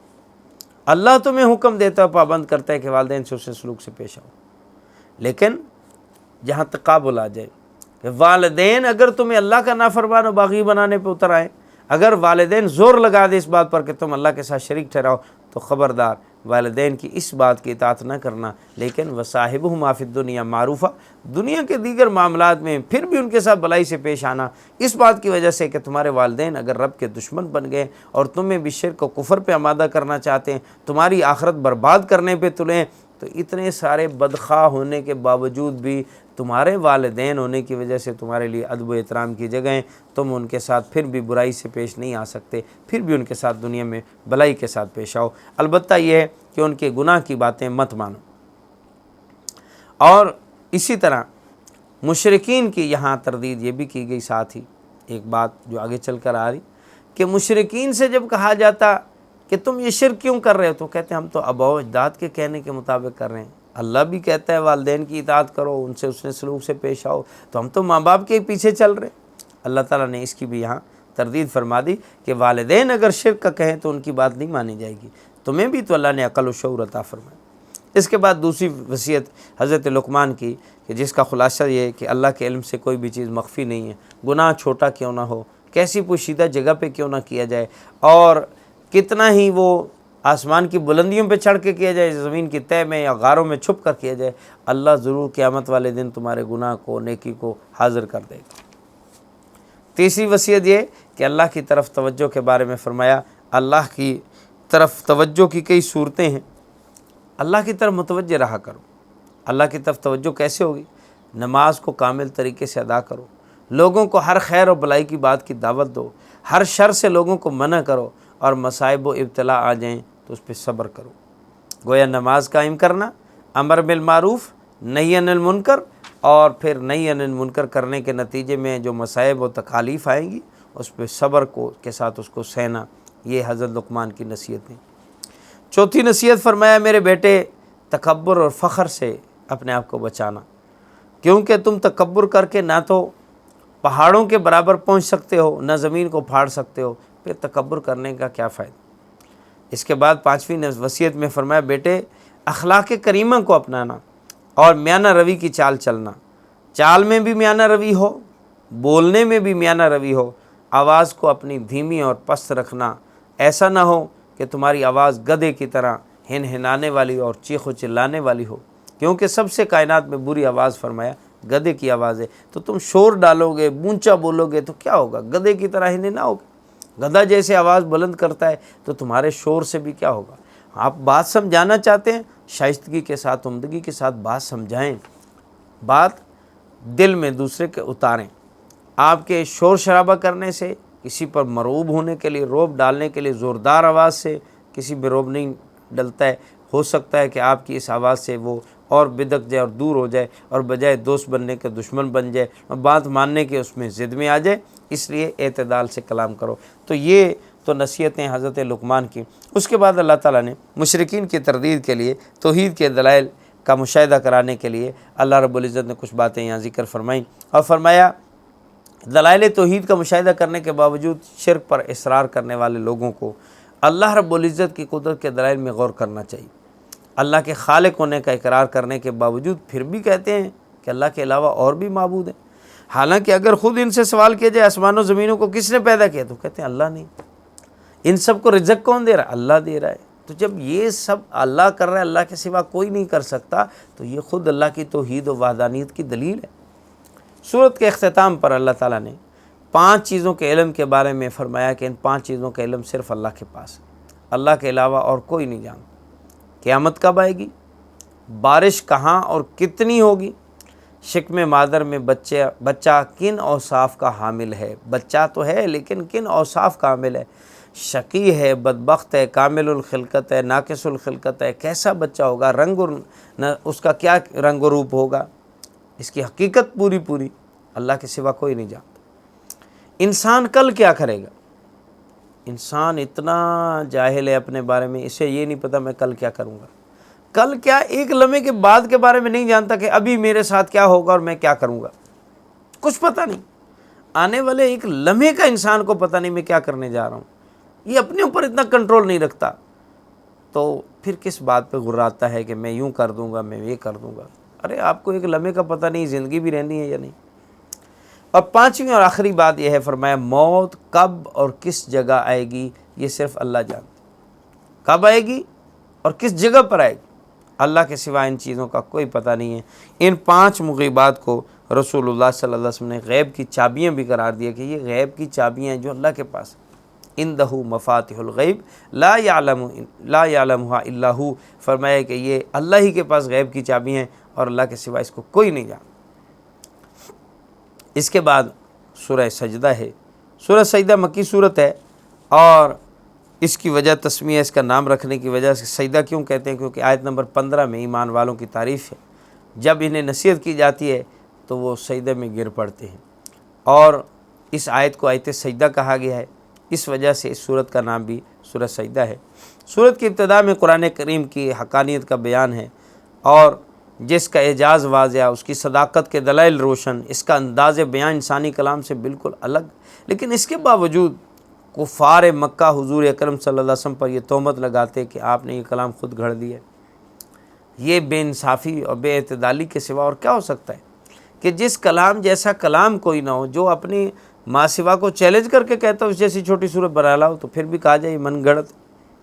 اس کے بعد اللہ تعالیٰ اس صورت کے اندر اللہ اپنی قدرت و وحدانیت کے دلائل بیان فرماتے ہیں، اور فرماتے ہیں آسمان اور زمین کو کس نے پیدا کیا؟ اللہ نے۔ ہر کام کی تدبیر کون کرتا ہے؟ اللہ کرتا ہے۔ پانی کے ایک حقیر قطرے سے انسان کو اسی نے تخلیق کیا۔ پھر انسان کی تخلیق کے مراحل اللہ تعالیٰ گناتے ہوئے فرماتے ہیں کہ کیسے اللہ نے مٹی سے پانی، پانی سے نطفہ، نطفے سے لوتھڑا، لوتھڑے سے بوٹی، بوٹی سے ہڈی تک کے مراحل، پھر کیسے انتہائی پرکشش صورت اور متناسب قد و قامت والا انسان لا کھڑا کیا، اس میں روح و شعور ڈال کر عقل کی منزلیں اس کو عطا کر کے کہاں لا کھڑا کیا۔ اور پھر انسان کا حال یہ ہے کہ جب اس کو یہ سب چیزیں عطا ہو جاتی ہیں، یہ عقل و شعور اور جوانی کے گھمنڈ میں آتا ہے، تو پھر اللہ ہی کے بارے میں جھگڑا کرنے لگتا ہے۔ یہ انسان اللہ کے اوپر بحث کرنے لگتا ہے کہ اللہ کا وجود ہے یا نہیں، اللہ ایک ہے یا کئی ہیں، اللہ کے کوئی معاون مددگار بھی چاہیے یا نہیں، اللہ نے اس کو سب کچھ دیا، تو اللہ کے بارے میں بحث و مناظرہ کرنے لگا۔ اور اللہ رب العزت نے مزید اپنے قدرت کے دلائل دیتے ہوئے فرمایا کہ اللہ وہ ذات ہے جو پانی کو خشک زمین کی طرف لے کر جاتے ہیں اور خشک زمین کو پھر آباد فرما دیتے ہیں۔ وہ اللہ جس نے کتنی کافر قوموں کو ہلاک کر دیا، کیا تم ان کے ہلاکت کے اسباب و وجوہات کو نہیں جانتے ہو؟ اگر تم ان پہ غور کرو تو اللہ کی نافرمانی سے باز آ جاؤ، اور شرک اور کفر اور دیگر وہ جرائم جس کا پہلی قومیں کام کر چکی ہیں اور اس کے نتیجے میں انجام بھگت چکی ہیں، اے موجودہ انسانوں، کیا تم سے اس بارے میں عبرت و نصیحت حاصل نہیں ہوتی؟ تم ان کے بارے میں غور و فکر کر کے اپنے بارے میں نہیں سوچتے کہ اسی مقام پہ تم بھی کھڑے ہو، وہی کام تم کر رہے ہو جس پہ وہ نتائج بھگت چکے۔ تو یہ مشاہداتی دلیلیں انسان کو بہت زیادہ اپیل کرنے والی ہوتی ہیں۔ اللہ نے قرآن میں جا بجا اس کو بیان کیا، لہٰذا اس صورت میں بھی اللہ نے پھر مجرموں اور مومنوں دونوں کا حال بتایا کہ مجرم قیامت کے دن سر جھکائے کھڑے ہوں گے، ذلت ان پہ چھائی ہوگی، آرزو کریں گے کاش ہمیں دوبارہ دنیا میں لوٹا دیا جائے، یا اللہ ہم تیری ایک پلک جھپکنے کی مقدار بھی اب نافرمانی نہیں کریں گے، ایک دفعہ واپس تو بھیج دے۔ اس کے مقابلے میں اللہ تعالیٰ دوسری طرف مومنین کا حال بیان کرتے ہوئے فرماتے ہیں کہ مومن وہ ہیں جو دنیا میں اللہ کے سامنے جھکے رہتے ہیں، راتوں کو ان کے بستر پہلو ان کے بستروں سے جدا رہتے ہیں، اللہ کے عذاب سے ڈرتے ہیں اور اللہ کی رحمت کی امید بھی رکھتے ہیں۔ خوف و امید کے درمیان ان کو اللہ نے ایمان عطا کیا۔ اس کے علاوہ اللہ کے دیے ہوئے مال کو اللہ کی رضا کے لیے خرچ کرتے ہیں، اور اللہ تعالیٰ ان کے بارے میں فرماتے ہیں کہ کوئی متنفس نہیں جانتا کہ ان کے لیے آخرت میں آنکھوں کی کیسی ٹھنڈک چھپا رکھی گئی۔ یہ ان اعمال کا صلہ ہے جو یہ مومن لوگ کیا کرتے تھے، متقی لوگ کیا کرتے تھے۔ اللہ اس کے صلے میں ان کے لیے وہ نعمتیں بنا چکے ہیں، وہ آنکھوں کی ٹھنڈک بنا چکے ہیں کہ ان کی دیکھ کر یہ آنکھیں ٹھنڈی ہو جائیں۔ انہوں نے ریا اور دکھاوے کے بغیر چھپ چھپ کر اعمال کیے تھے، اللہ تعالیٰ نے ان کے لیے ایسی نعمتیں چھپا رکھی ہیں جو کسی کے حاشیے خیال میں بھی نہیں آتی، کیونکہ انہوں نے عمل چھپ کر کیے، اللہ نے بھی نعمتیں چھپا رکھی۔ جنت کی نعمتوں کی حقیقت کے بارے میں فرمایا، ویسے بھی جنت کی نعمتوں کی صحیح حقیقت کسی کی سمجھ میں آ ہی نہیں سکتی۔ دنیا کی نعمتیں آخرت کی نعمتوں کے ساتھ صرف لفظوں میں تو مشترک ہیں، حقیقت کے اعتبار سے ان کے درمیان میں زمین و آسمان سے بھی کہیں زیادہ فاصلہ ہے۔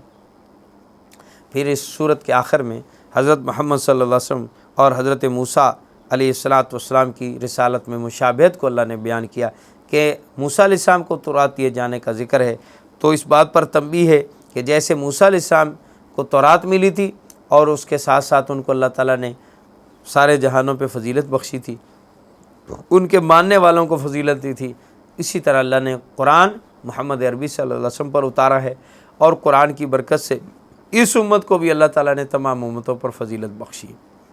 موسیٰ علیہ السلام کے ساتھ نبی کریم صلی اللہ علیہ وسلم کی مشابہت بھی ہے، وہ کلیم اللہ ہیں تو اللہ تعالیٰ نے آپ صلی اللہ علیہ وسلم کو حبیب اللہ بنایا ہے، آپ اللہ کے حبیب ہیں، انہیں اگر اللہ سے ہم کلامی کا شرف ہوا زمین پر اور کوہ طور پر جا کر، تو حبیب پاک صلی اللہ علیہ وسلم کو، اللہ کے حبیب کو اللہ نے آسمانوں پہ معراج پہ بلا کے اپنی ہم کلامی کا شرف عطا کیا۔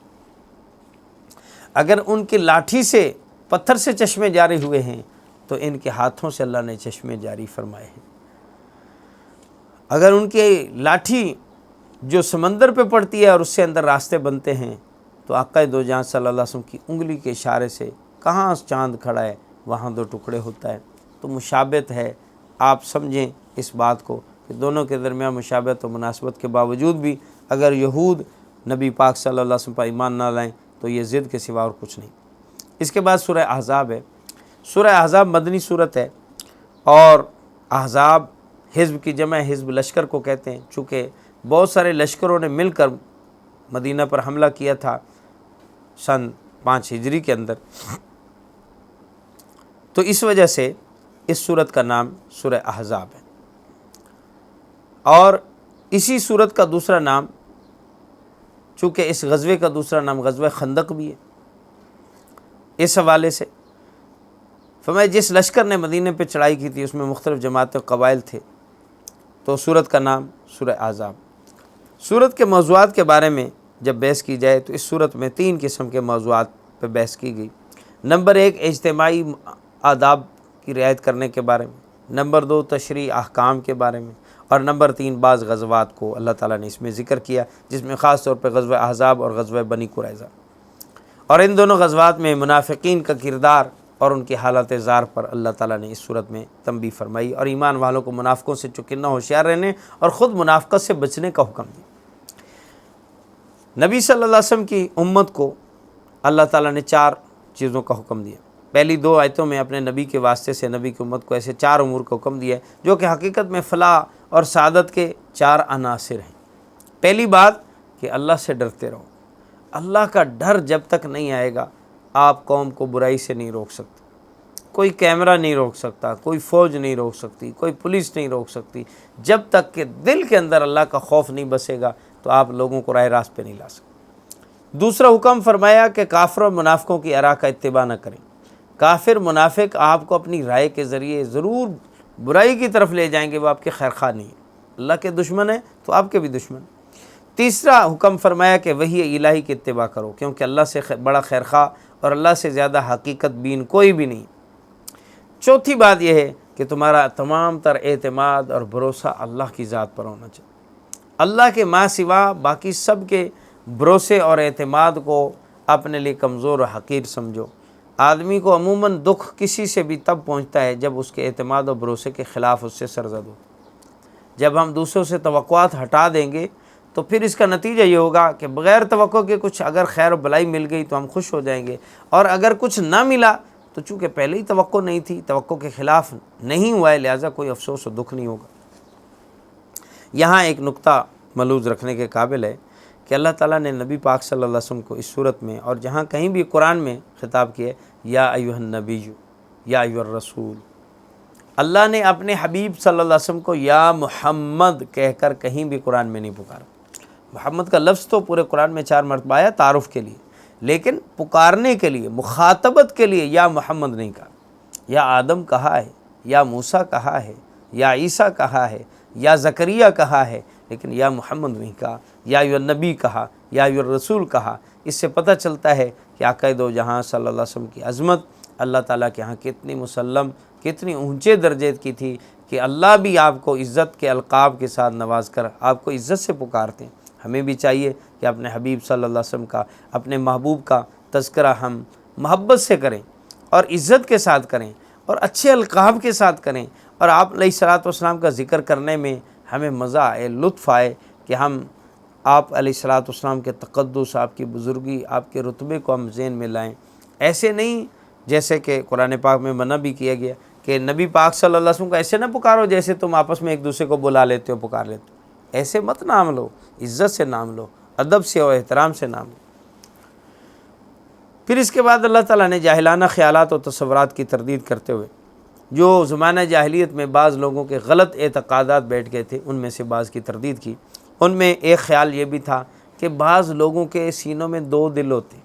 منافقوں نے بھی اس بات کو مشہور کر کے میرا ایک دل یہ کہہ رہا ہے، دوسرا دل یہ کر رہا ہے۔ یعنی 2 دل ہیں، یا کسی بندے کو زیادہ سمجھدار پاتے تو اس کے بارے میں کہتے ہیں لگتا ہے اس بندے کے اندر 2 دل ہیں جو اتنا سمجھدار ہے۔ اللہ نے تردید کرتے ہوئے فرمایا کہ کسی آدمی کے پہلو میں اللہ نے 2 دل نہیں بنائے، دل تو بس ایک ہی ہے، اور اس ایک ہی دل میں یا ایمان ہوگا یا کفر ہوگا۔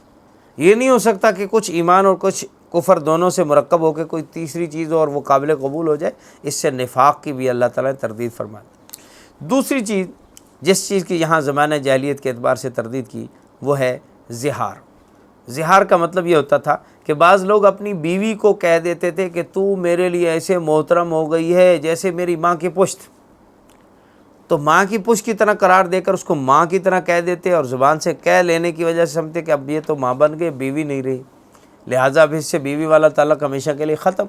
اللہ تعالیٰ نے اس کی تردید کرتے ہوئے فرمایا کہ تمہارے منہوں سے کوئی ماں کہنے سے ماں نہیں بن جاتی، لہٰذا وہ تمہاری بیوی ہے۔ البتہ تم نے جو اپنے منہ سے ایسی بات غلط کہہ دی ہے تو اس کا کفارہ ادا کرو، اپنی بیوی کے دوبارہ حلال کرنے کے لیے کفارہ زہار ادا کرو، غلام آزاد کرو، یا 60 دن لگاتار روزے رکھو، یا 60 مسکینوں کو کھانا کھلاؤ۔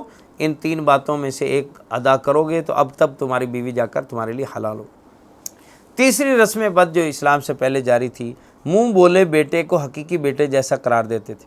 چنانچہ نبی کریم صلی اللہ علیہ وسلم نے حضرت زید بن حارثہ رضی اللہ تعالیٰ عنہ کو اپنا منہ بولا بیٹا قرار دیا، اور پھر اس کے بعد انہی کی جو بیوی تھی جن سے انہوں نے ان کو فیصلہ دے دیا، طلاق دے دی، تو اس کے بعد آپ صلی اللہ علیہ وسلم سے ان کا نکاح ہوا تو اس بات پر بہت شور مچا دیا کہ اپنی حقیقی بہو سے نکاح کر لیا، بہو سے نکاح کر لیا، بہو سے نکاح تو حرام ہے۔ تو اللہ تعالیٰ نے اس کی تردید کرتے ہوئے فرمایا کہ منہ بولا بیٹا حقیقی بیٹا نہیں ہوتا کہ اس کی آگے بیوی بھی حقیقی بہو بن جائے، اس سے نکاح کی حرمت بھی ہو جائے، نہیں، بیٹا وہی ہے جو آپ کا حقیقت میں بیٹا نسبی طور پر ہے۔ جس کو آپ نے منہ بولا بیٹا بنایا ہے، منہ بولا ہونے کی حد تک تو ٹھیک ہے کہ اس کو آپ نے بیٹے کی طرح عزت احترام دی ہے، لیکن حقیقی بیٹوں والے اس کو حقوق نہیں ملیں گے۔ مثلا میراث میں سے اس کو حصہ نہیں دیا جائے گا وراثت کا، کیونکہ بیٹا جو بنا لیا تھا، یا پردے کے احکام میں اس کو بیٹا نہیں بنا لیا جائے گا، یا اسی طرح نکاح کے معاملات میں اس کو بیٹا نہیں سمجھ لیا جائے گا کہ جیسے بیٹے کی زوجہ سے نکاح کرنا حرام ہے، اسی طرح اس منہ بولے بیٹے کی زوجہ سے بھی نکاح کرنا حرام ہو جائے اس کے چھوڑنے کے نتیجے میں، تو ایسا نہیں۔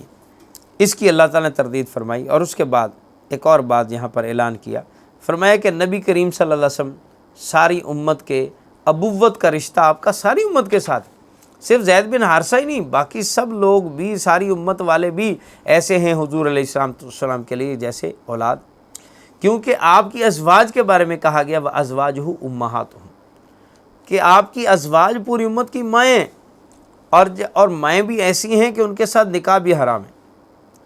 نبی کی زوجہ کے ساتھ کسی کے لیے بھی آپ کی وفات کے بعد بھی کسی کا نکاح جائز نہیں، ماں ہونے کی وجہ سے۔ اور دوسری وجہ یہ بھی ذکر کی گئی کہ نبی کریم صلی اللہ علیہ وسلم کو اللہ تعالیٰ نے ایسی اعلیٰ درجے کی برزخ حیات عطا فرمائی کہ اس حیات کے اثرات دنیا تک بھی پہنچے، کہ آپ کی میراث تقسیم نہیں ہو سکتی، صدقہ کر دیا جائے گا، اور آپ کی ازواج آگے نکاح نہیں کر سکتی۔ تو آپ کے ازواج کو ماں قرار دیے گئے، لیکن ماں قرار دیے جانے کے باوجود بھی پردے کا حکم تھا، پردے کا حکم اپنی جگہ پر اور ماں کہنا اپنی جگہ پر۔ تو یہاں بھی یہ بات وہی اصول کہ منہ بولا کہنے کی وجہ سے اور ہونے کی وجہ سے عزت احترام تو ہے، لیکن اس کے بعد احکام میں وہ چیز نہیں۔ اس کے بعد اللہ تعالیٰ نے غزوہ احزاب کا ذکر کیا، سن 5 ہجری میں شوال میں یہ غزوہ پیش آیا، جب مشرکین کے 10 یا 15 ہزار جنگجوؤں نے مدینہ کا محاصرہ کر لیا، اور یہ جنگجو مختلف قبائل سے تعلق رکھتے تھے۔ اس میں یہود بنی قریظہ بھی تھے، یہود بنی نذیر بھی تھے، اور اسی طرح غطفان کے قبیلہ والے بھی تھے، اور قریش بھی تھے۔ سارے قبائل نے ایک کا کیا، اور ایک یہودیوں نے اصل میں یہ چال چلی تھی کہ آؤ مل کر مسلمانوں پر یکبارگی ایسا حملہ کرتے ہیں کہ سب کو ایک دفعہ ختم کر، ہم کسی مسلمان بچے کو بھی نہیں چھوڑیں گے کہ جس سے پھر ایمان کی کوئی شمع روشن ہو جائے، اور جس سے پھر اسلام پھیلنے لگے، ہم ایک بچہ بھی نہیں چھوڑیں گے۔ یہ تہیہ کر کے یہ لوگ آئے اور مدینہ کا محاصرہ کر لیا۔ نبی کریم صلی اللہ علیہ وسلم نے مسلمانوں کو اکٹھا کیا، مشورہ کیا، تقریباً 3000 کے تعداد میں مسلمان جمع ہوئے، اور مشورے میں حضرت سلمان فارسی رضی اللہ عنہ کے مشورے کے مطابق خندق کھود کر مدینہ میں رہ کر دفاع کے اوپر عمل درآمد کرنے کا مشورہ طے پایا۔ چنانچہ خندق کھودی گئی، مدینہ کے شمال مغربی جانب میں جس طرف سے دشمن کے حملہ آور ہونے کی امید تھی وہاں خندق کھود دی گئی، اور اس کے ذریعے سے مسلمانوں نے اپنا دفاع کیا۔ غزوہ خندق، جس کو غزوہ احزاب بھی کہا جاتا ہے، اس کی چیدہ چیدہ باتیں ہم تذکرے میں لاتے ہیں اور اس سے سبق حاصل کرتے ہیں، جو ہمارے سبق حاصل کرنے کی چیز ہے۔ سلمان فارسی رضی اللہ عنہ کی رائے پر عمل کرتے ہوئے مدینہ کے شمال مغرب میں، جہاں سے دشمنوں کے آنے کی امید تھی، خطرہ تھا، خندق کھود دی گئی۔ اس خندق کی کھدائی میں کئی دن لگے، اور اس خندق کھودنے کے درمیان میں اہل ایمان کو بہت سارے سبق اور درس حاصل ہوئے۔ اس میں خاص طور پہ ایک واقعہ یہ بھی پیش آیا کہ نبی کریم صلی اللہ علیہ وسلم نے اس خندق کی کھدائی کو خود طے فرمایا تھا کہ یہاں سے لے کر یہاں تک، اور پھر اس میں 10 صحابہ کو جمع کر کے ان کے حصے متعین کر دیے کہ بھئی اتنا حصہ تم نے کھدائی کرنی، اتنا تم نے، اور یہ ایک نظم بھی اسے سمجھایا، امت کو درس دیا کہ کیسے ایک اجتماعی کام ہو تو اس کو تقسیم کر کے کیسے کیا جائے۔ پھر اس خندق کے کھدائی کے دوران میں ایک جگہ چٹان پھنس گئی، اور اس چٹان کو توڑنے میں صحابہ نے اپنی پوری قوت لگا لی، لیکن وہ چٹان نہیں ٹوٹی۔ اس پر اب یہاں پر یہ بھی ہو سکتا تھا کہ وہ چٹان والی جگہ چھوڑ دیں اور خندق کو دوسری سائڈ سے کھود لیں۔ یہ دل میں بات آئی کہ ہم کیا اس کا تھوڑا سا راستہ بدل لیتے ہیں، یا اسی جگہ کو توڑ کر گزارنا ضروری۔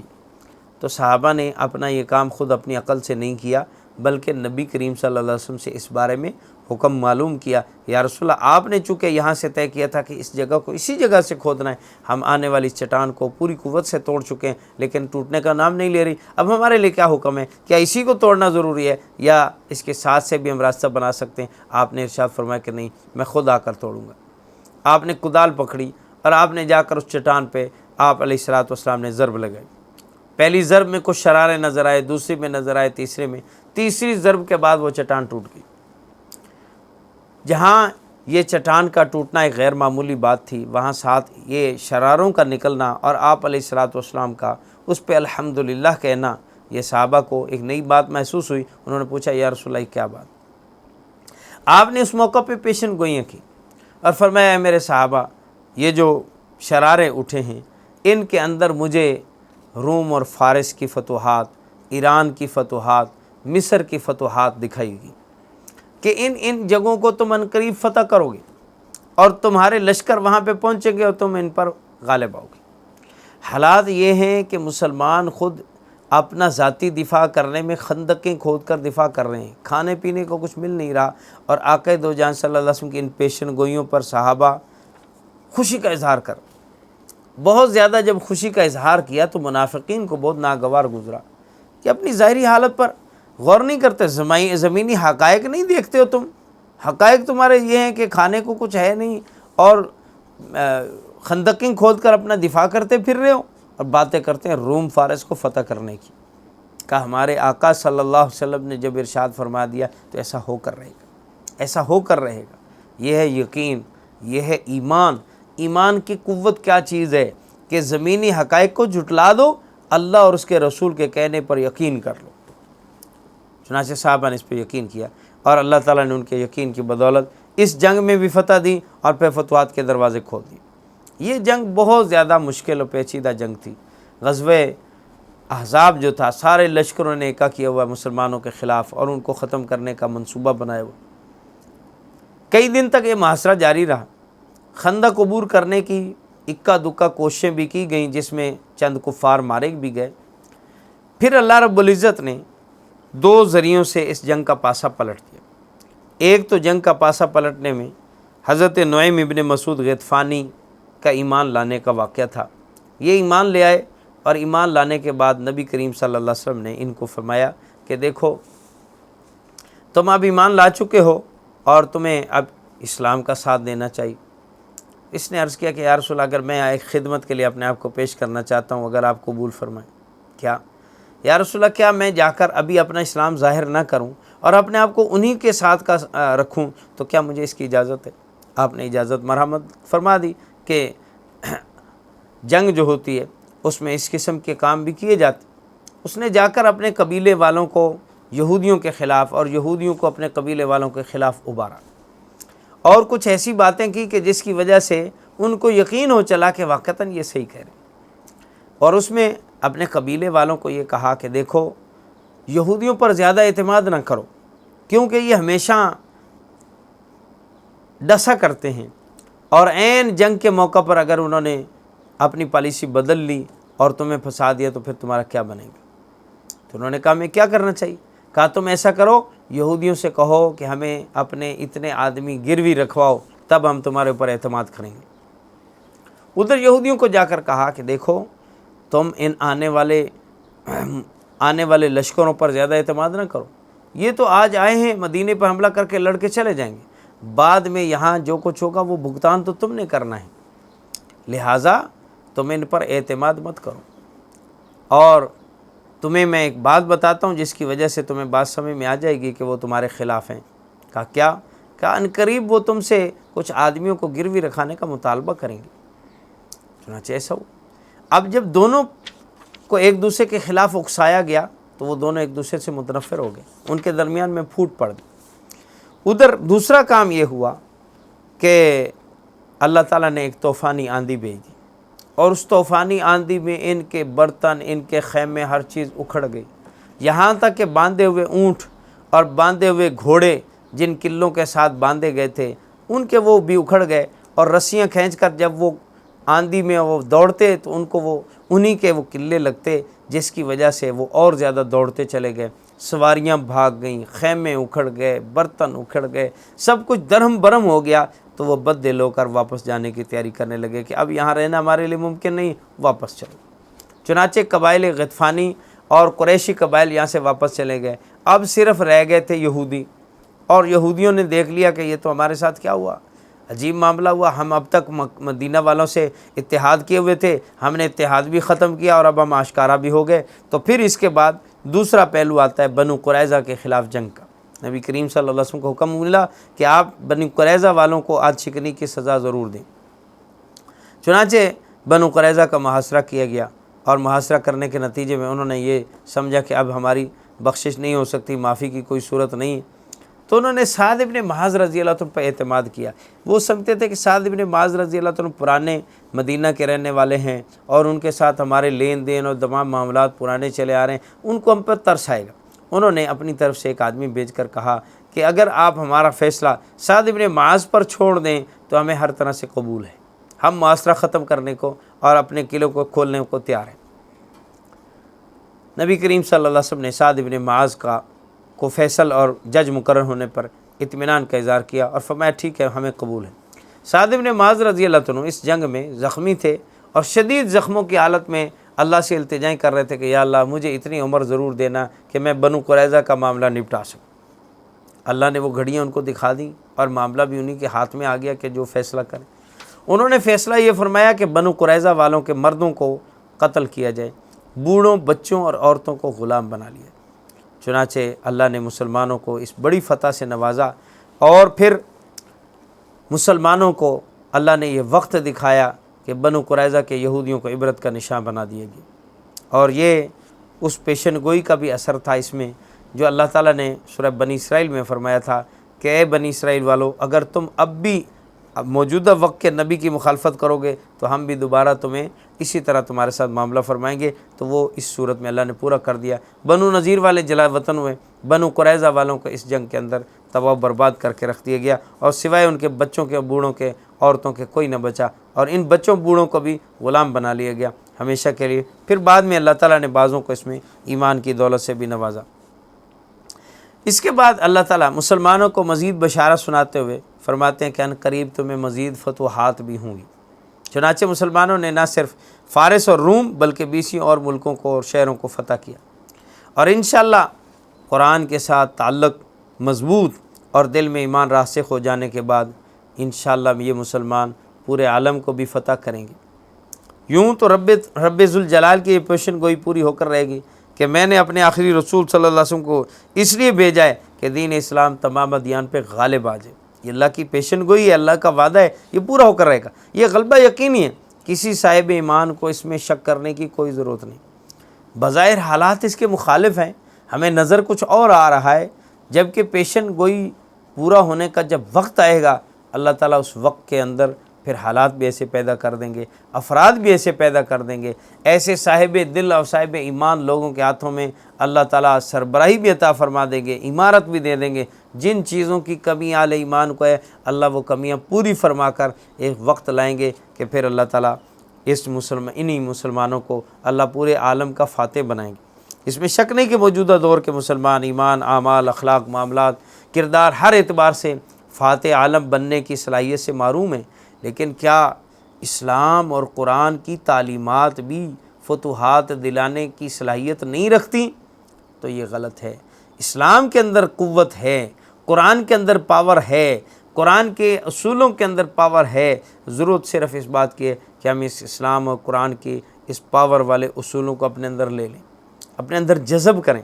جب ہم اس قرآن کو اپنے اندر لے لیں گے تو اللہ کی قسم اللہ رب العزت ضرور انہی اہل ایمان کو فاتح عالم بنا دیں گے، اور کون و مکان کے مالک کی قسم دنیا یہ نظارہ ضرور دیکھے گی، اور بہت جلد دیکھے گی کہ اللہ تعالیٰ ایمان والوں کے اندر سے ایسے افراد پیدا فرما دیں گے، ان کو صلاحیتیں دیں گے۔ جس رب نے ابتدائی طور پر جن پہ قرآن نازل ہوا، جن کو عرب کے بدو کہا جاتا تھا، جن کو کہا جاتا تھا یہ اونٹوں اور بکریوں کی مینگنیوں سے کھیلنے والے لوگ ہیں، انہیں معاشرت کا کوئی پتہ نہیں، انہیں رہن سہن کا کوئی پتہ نہیں، یہ بالکل ایسی قوم ہے کہ جنہوں نے کسی سردار کی سرداری کو اور کسی حکومت کی حکومت کو قبول نہیں کیا، خانہ بدوشی کی زندگی بسر کرنے والے لوگ۔ لیکن جب ان پہ قرآن اترا، اور قرآن صرف ان پہ اترا نہیں، ان کے دلوں میں اترا، اور دلوں میں قرآن نے اتر کر ان کی زندگیاں بدل کے رکھ دی، ان کے اندر وہ حیا، وہ کردار، وہ اخلاق پیدا کر دیے، معاشرے کے وہ بہترین فرد بنے کہ جنہوں نے دنیا کی کایا پلٹ کے رکھ دی، اور وہ اظہار و قربانی کے جذبات انہوں نے انسانیت کو پیش کیے کہ انسانیت آج بھی ویسے کردار سے عاجز ہے کہ عین میدان کے عالم میں پانی کی آواز پر ایک کو پانی پیش کیا جاتا ہے، دوسری طرف سے آواز آتی پانی، وہ کہتا ہے مجھے نہ پلاؤ، میرے بھائی کو دو۔ دوسرے کے پاس پہنچا جاتا ہے، تیسری آواز پر کہا جاتا ہے پانی، تو وہ کہتے ہیں مجھے نہ دو، میرے بھائی کو دو۔ جو لوگ میدان جنگ میں عین پیاس کے عالم میں بھی پانی خود اپنے لیے نہیں بلکہ دوسروں کو دے سکتے ہیں، جب یہ اظہار و قربانی کے جذبات امت کے اندر پیدا ہو جائیں گے تو پھر انشاءاللہ اس کو فتوحات سے کوئی نہیں روک سکتا۔ اللہ تعالی ہمیں اپنے اندر وہ قرآنی اخلاق، وہ صفات پیدا کرنے کی توفیق دے جو پورے نظام کو درست کرنے کا ذریعہ ہیں، اور جس کی وجہ سے سارے عالم کو غالب ہونے کے لیے، اسلام کے لیے جو ہمیں درکار ہیں، اللہ ہمیں ویسا بننے کی توفیق عطا فرمائے۔ آمین۔